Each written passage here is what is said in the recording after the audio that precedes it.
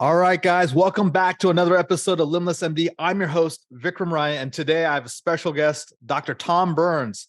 Tom is an orthopedic surgeon. He's an owner of a private real estate equity firm in Austin called Presario Ventures. He's single-handedly helping physicians unlock the golden handcuffs all over the country. Good friends with Robert Kiyosaki. His book, Why Doctors Don't Get Rich, bestseller. And it's influenced me. It helped me become, the doctor entrepreneur that I am. And, he travels the world. He's an amazing family man. And, he's an amazing businessman. And today we're going to unlock his secrets, and we're going to unlock the way you as physicians can up level your game. So Tom, welcome to the show, my friend. Vic, thanks for having me. I'm honored, man. I appreciate it. What if you could reclaim hours of free time each week, create legacy building wealth, and devote more energy to your passion projects without giving up on your career as a life-saving MD? My name is Vikram Raya, functional cardiologist, high performance coach, and real estate expert. And I'm here to give you the tools, strategies, and solutions you need to transform your life so you can unlock your limitless potential and achieve greatness, all the while freeing up your precious time. Welcome to Limitless MD. Let's dive in. Let's do this, man. Why get started with all this? Why not be an orthopedic dude? I loved orthopedics, but we're going to be talking a little bit about creating passive income and real estate and things like that. And I just happened to do the two together, and they worked like salt and pepper, man. That passive income made my orthopedics just wonderful. And so, that's what that can do for you. It can make your medical practice really enjoyable, or if you're in that certain group that wants to exit medicine, it can help you get out. Yeah. The generation that practiced maybe 20 years ago didn't have a lot of the options we have now as physicians. Right. Do you think things have changed with the changing of the guard in medicine? Yeah, they really have. And, I've got a daughter that's a physician. I kind of gave her both sides of the story while she was coming up. But, way back then, before 20 years ago, the docs kind of were the man or the woman, so to speak. They gave the orders and things happened. And, we were really good at what we did, but the business folks were a little bit better at it. And so we've sort of gradually lost our power. And so there's not the power now that we had before. Everybody still has the same urge to heal suffering and make people better and work together as a community. But unfortunately, you've got somebody that doesn't have that training, doesn't have that desire, who's giving you orders on what you're supposed to do. So that disconnect has really made it uncomfortable for a lot of physicians today. So it's the powers that be that have come in, business folks, people who are really after the bottom line, that have sort of maybe stolen the soul of medicine a little bit, in a way. And it's allowed doctors not to retain their autonomy. Right. And autonomy is a huge deal. We want to be, we're all humans, right? We want to be in charge of our life as much as we can. That's why we build shelters and have indoor bathrooms. We want to control our environment. And it's frustrating, and you get that feeling of being trapped when you're not in control of your life. No matter how hard you work, you still don't have that control. The education we get as physicians, medical school, residency, fellowship, not much business education. Can you comment on that? And also tell me, maybe, how did you figure out your alternative path? Yeah. I wonder if whoever they is, I wonder if they don't want us to know business, right? But yeah, I went through high school, college, med school, and residency, fellowship training. There wasn't a business class in there. I could have taken some as an elective, and I wish I had. But it's not there. And of course, it makes us great doctors. For me, quite honestly, it just happened. I became an orthopedic surgeon because I was an athlete, and I was a pretty good one. But as I tell everybody, there's levels of good, and you were never going to see me on TV playing sports. So I needed something. Chose orthopedics so I could be a sports guy. So I just followed that path, right? I did whatever they required me to do in college. And then actually I partied a little too much in college, and I got through. But got to med school, did my thing. and was in residency training as an orthopedic surgeon. And this was a key turning point. I didn't know anything, right? I had had no training. My parents were not entrepreneurial. My dad was a government cop. He was a Secret Service agent. So Oh, wow. didn't have that in the family. I get about halfway, maybe a little more in my residency, and we watched the doctors that are teaching us. Those are our mentors. It's the apprenticeship model, right? We apprentice under people that are where we want to be in the future. And these guys were 10, 20, 30 years ahead of me. And I watched what they were doing, and they were, they had multiple marriages. They were in the hospital late at night, working hard all the time, complaining a lot. You get in the doctor's lounge, you just keep your mouth shut, you listen, those doctors will complain. That happened to me enough that I tell people it was either a touch from God or blind luck. But I thought, you know what? I don't want their money if I got to have their life. I did not get into medicine, and I did not grow up to be shackled by that kind of stuff. So that's what set me to looking for something else. And I did look at a lot of other things, and they just didn't fit my busy lifestyle or my talent set, and finally kind of settled on real estate because it moves nice and slow. And that worked for me with the surgeon schedule. Tom, I guess I have to stop. And that quote, it still is amazing, man. So guys, if you didn't catch it, he goes, if you don't, I don't want their money. Yeah, because I don't want their life, essentially, and that's what it is, right? You look at these plastic surgeons, you look at all these, really high-end physicians, and they're making ton of money. They have a nice car, a nice home, perhaps, multiple marriages, and they paid a price, and that maybe that price is too high for that income, right? And Tom's like, hey, is there a better way? And you settled on something. And I know there's a serendipitous moment, at the car wash where, you pick up one of the early forms of Robert Kiyosaki's book, but that started a journey for you. Yeah. And I actually started the journey before that because, I'd found out, hey, I need to read. I need to talk to people that are smarter than me, which wasn't hard to find those people because I didn't know anything about business and real estate. So I was reading everything I could. And that's when I came across that book, and that did crystallize things. I wanted some income coming in that wasn't correlated with medicine, that didn't necessarily require a lot of effort. And I really didn't know the term passive income until I read Robert's book. And, if you look in the book, there's the graphic of the income statement and balance sheet, right? Income and expense boxes on top with asset and liability below. That became my business plan. All I wanted to do was put stuff in the asset box that was going to create income for the income column. And I didn't care what it was. It wasn't always real estate. Real estate was just the lowest hanging fruit. So that was my simple business plan, and it worked out okay. That's awesome. And now tell me, let's define assets for the doctors that are new to the game here a little bit. What is an asset, Tom? Right. It's not your golf clubs, guys. Gals. It's not your car. It's not your Tesla. And I like Robert Kiyosaki's definition, which is an asset is something that puts money in your pocket. Okay. A liability is something that takes it out of your pocket. So your Tesla and your golf clubs are taking money out of your pocket. They're not bringing any money back. So you want something that's going to be out there producing income, preferably when you sleep, when you play with your kids, when you're at work, when you're on vacation. It doesn't matter. The stuff just keeps coming in, and you can't stop it. That's what an asset does for you. Liabilities, on the other hand, they bleed you. And liabilities are the payments on your car, the payments on your house, believe it or not. Some will say that's an investment, but that's an argument we can have later. But, those are not creating income for you. And so you would like to eliminate those consumer liabilities, like to not be paying, you'd hopefully not be paying on time for your furniture, and be nice to get that car paid off. There are times when, depending on the rate you're paying, when you can use that money to buy an asset. So there's a big, long discussion for that, but try to limit your liabilities. So you're putting assets in. These are putting money in your pocket. They're essentially working for you even when you're not working.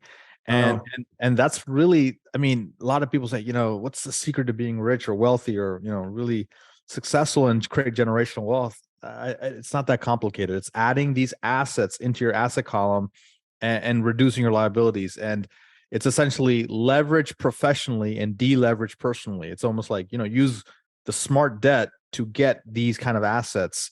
And Right. and obviously everyone knows real estate. It's one of the most common asset classes, and it's really approachable. But let's go deeper, because the people who listen to the podcast, Tom, they're really sophisticated, they're really smart. A lot of them are not newbies. So I want you to now unlock that brain of yours and share with me maybe 3 or 5 other asset classes that are sort of overlooked that people maybe can add to their asset column.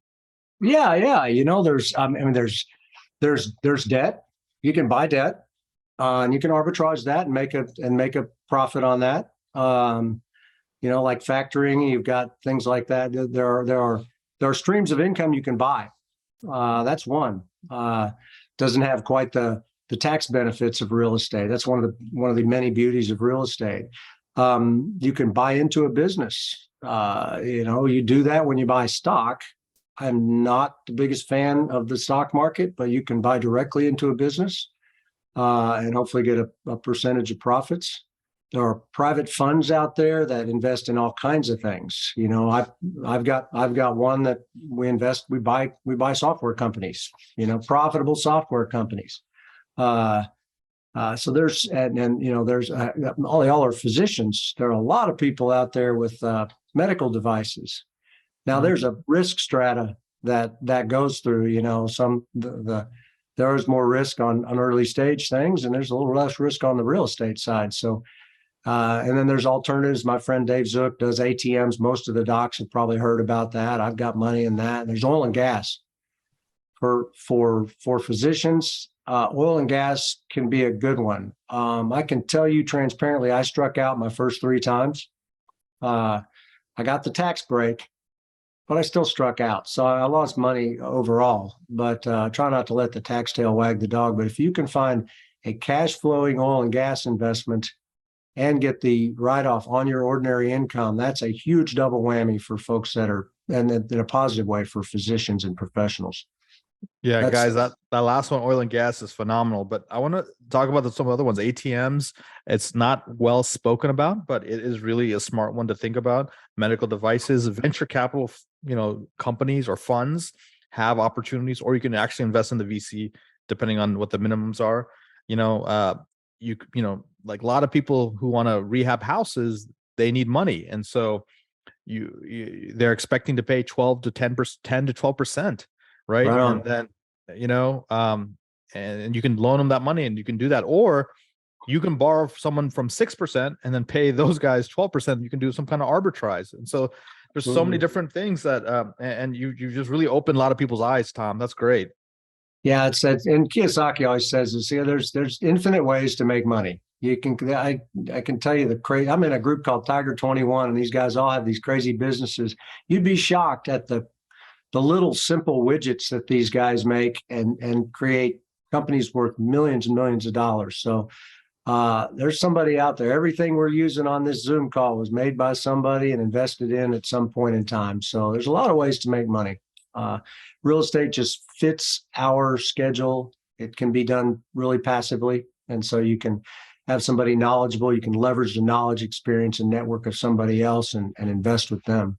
And that's what works well for us. So Tom, you've already mentioned it and hinted at it, but I want to get into this. So the concept of the mastermind, it was first created by Napoleon Hill, or he at least described the concept of essentially like-minded individuals coming together and essentially, learning from each other, up-leveling each other, supporting each other for the common good. And these people, they're either equal to or higher than where you are. And it's a collection of curated individuals who are growth mindset oriented. So that's what it is. Obviously, you yourself are in one. Many people are wondering, hey, why do you need to be in one, Tom? You seem to know everything. Like, explain that concept to me. Like, nobody knows everything, especially me. And listen, there's everybody in the world knows something you don't know. And so you don't want to be the smartest guy in the room. You want to be the least talented player on the team if you can get on that team, because you learn from everybody else. So Vic, I spend $250,000 a year to be a member of various masterminds. So wow. Okay, that's my investment into me, and it pays back. I can promise you it pays back. The relationships, the people that you hang out with, and you you just get a different strata. You just get a different look at things. So masterminds are wonderful because I like them because they're kind of non-guru oriented. There may be somebody facilitating the mastermind that might have more experience than the others that kind of helps things, but everybody contributes. And sometimes they contribute to each other and they realize, hey, Vic, you've got this problem. I've got some experience in that, but I have an issue. Can you help me based on your experience? And that's how people grow. That's the beauty of masterminds. That's awesome. And then I think for the listeners out there, there's going to be an opportunity to learn about Dr. Tom Burns' mastermind, which is called the Rich Life Mastermind. Is that correct? Yes, sir. Okay. We'll talk about that in a second, but you know what? I'm for those of you watching the video version on YouTube, there's a map of Africa in the background and there's masks. And I know Tom is an international traveler. So I know a lot of you have learned from us at Limitless that we believe in the 5 freedoms, financial freedom, which we've talked about a lot, time freedom, which we're trying to show you by creating these alternative streams of income that don't require as much labor. You're going to unlock that time freedom. But, geographic freedom is huge. So, Tom, how are you able to practice as an orthopedic surgeon, have properties internationally, travel the world with your family, and do these investments? Like, how are we doing that, and why? Like, why is that important to you? I tell you, I've got I spent a long time working on my core values, a big, long session on it, long time. And my values are adventure, connection, and growth. So I already told you what I paid to work on the growth and the connection and adventure. So, it's, if you're wise, strong enough, you'll find a way to do it. Right. So whatever I was doing, I always made sure I had money to travel. And so it was just my hot button. Like I told you, my dad was a cop. So we went to Disneyland and we went to Colorado once. So once I got a little bit of income, we just traveled and we took the kids when they got older. So you can do it. I mean, guys, if I did it the slow way. And I think you can do it faster than me with all the resources available. It's just one foot in front of the other every day. It's consistency, discipline, persistence. It just works. You don't think that the compound effect is real, but it is. It takes your earnings like this, and then all of a sudden it does this one day. So I made sure we traveled because that was part of my life. That was like buying groceries. It was a necessary part of my life. So I always made sure we traveled. And I made sure I did the old pay yourself first thing. I made sure we put money into a travel fund first, an investment fund first, and we paid whatever was left. So tried to let that expense creep not happen, though it did anyway. But I put priority. It's about priorities. A lot of people say it's the reason why doctors don't get rich. One of them is every time they get an up level in income, they up level their standard of living and their expenses. Is that can you comment on that? And then maybe other reasons why doctors don't get rich? Yeah. And by the way, that title was more of a metaphor of the fact that no matter how much you get paid, if you get hit by a bus, the music stops. So, but why doctors don't get rich is one of those things. If you have to keep seeing patients, you won't really get the riches that you talked about with the 5 freedoms. You don't get the time freedom, which is up there as number one. And then you lose. And then by the time you do get that freedom, you lose your health. Now I already lost track of the question. What was that question again, Vic? No, we're just talking about, you talk about that sort of that expense creep where doctors keep trying to, they become a partner of the practice, then they buy the bigger house. They earn more money in the new clinic that they opened, then they buy 2 new cars. And they keep increasing their expenses to match their income while not adding to their asset column, as we talked about.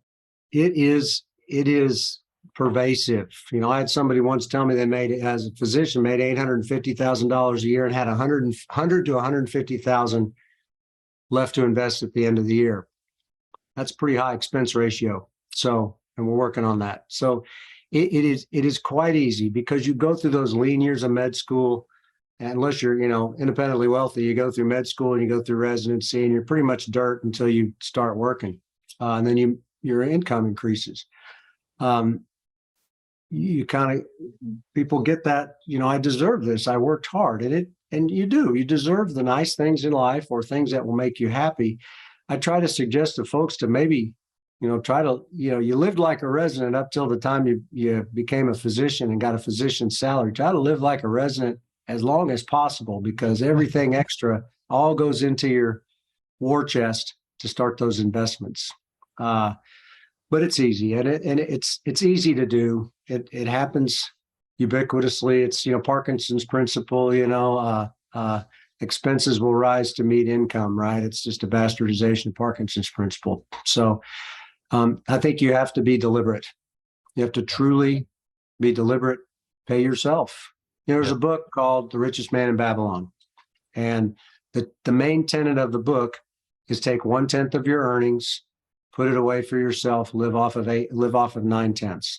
If physicians did that they would always have something to invest, and then you can add to that. Maybe you have a physician income, maybe you can put 10, 20, 30%, depending on how much you make. Our good friend Grant Cardone suggests, hey, live off of 50 to 40 to 50%.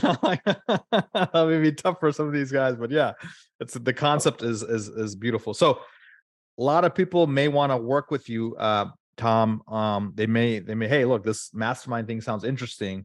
Where can they find about this mastermind that you've created over the last 12 to 18 months called the Rich Life Mastermind? And it's for people who have been successful. They've exited companies. They have this capital. Now they have to figure out how to invest it, or they're doctors who have high income and low time, and they're trying to figure out how to actually. A lot of the people I work with, and I know that you work with, Tom, they're what we call high income, low net worth. And those are the people that we really need help. The high income, low net worth people really need to start getting the knowledge and investing, and the associations in the camaraderie of people like you, Tom, and start working on their asset building. So what's the next steps if someone wants to work with you? Yeah, you bet. And it kind of came along organically, just, was kind of never planned, but so many people wanted to connect up. And so we tried to create an environment where everybody's moving forward, the deal flow that you wouldn't normally see as a doctor in all kinds of asset classes, and then the education to go along with it so you can understand what you're looking at. So if you go to rich.life, www.rich.life, you can find the Rich Life Mastermind. And for your guys, Vic, if you'd like, if they'll go to rich.life/toolkit, there's some free gifts there too, that stuff that I've used over the last 30 years that can be helpful for anybody that's looking to create some passive income. Guys, there's a little Easter egg bonus that Dr. Tom Burns has given us, rich.life/toolkit. Check it out for all the Limitless listeners. And he's also a highly successful, private equity real estate investor. His company is called Presario Ventures, Presario Ventures. Please check it out. And what's one message you want to leave to all the physicians out there in the world? Man, hope. Everybody can do this. I'm like a shining beacon of somebody who knew nothing and just stumbled my way through it. There's so many people like Vic who can guide you and coach you on doing things. So hope for sure, guidance from somebody like Dr. Raya, and then action. You can't analyze your way to wealth and freedom. You got to commit some action. And look, we're all doctors. We were taught to study, measure, cut once. You're going to screw up. You're going to make mistakes. Look at them as learning experiences. You'll move faster if you take action. Don't let the mistakes get you down. Use them as a learning experience and go move forward, and your trajectory will be a lot steeper. That's awesome. Awesome, guys. So with that said, Tom, thank you so much. And I forgot to mention, he's also the physician for the U.S. ski team. So assuming you have really good skiing capabilities there. Yeah, I can get anywhere, but I'm not that good. And when you ski with those guys, nobody's good, because I think they were all born with skis on their feet. In fact, a week from today, I leave for Sweden for. That's awesome. That's awesome. Fun. It's been a nice way to get around the world and watch the kids do their thing. Yeah. So we're hosting an event out in Salt Lake City, my friends. It's called the Physician Wealth Summit. Dr. Tom Burns will be one of the keynote speakers there, along with a few other notable physician entrepreneurs. And there's gonna be a lot of skiing because it's right next to Park City. So keep that in mind. You'll see all that. But Guys, follow him, get in his ecosystem, be part of his network, check out his Rich Life Mastermind. And guys, keep taking action. That's how we're going to get out of this and really be the highest and best version of ourselves. So until next time, be phenomenal. Thank you so much for listening to this episode of Limitless MD. If you found value from this episode, I encourage you to share this episode with a friend and let me know by leaving a review. For more information, make sure you check out the links in the show notes below or simply visit vikramraya.com. So until next time, my friends, be phenomenal.